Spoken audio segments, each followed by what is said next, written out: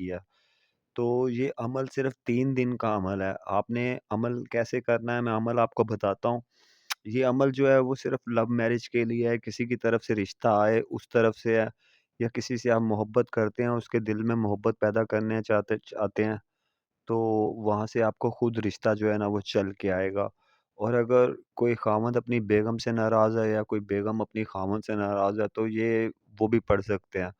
تو ان کے بھی جو ہے نا وہ اگر دوریاں ہیں تو وہ ملاقاتوں میں شروع ہو جائیں گی، اور پھر وہ بھی گھر بس جائے گا۔ یعنی کہ یہ وظیفہ صرف لو کے لیے، یہ دل میں خوب ڈالتا ہے۔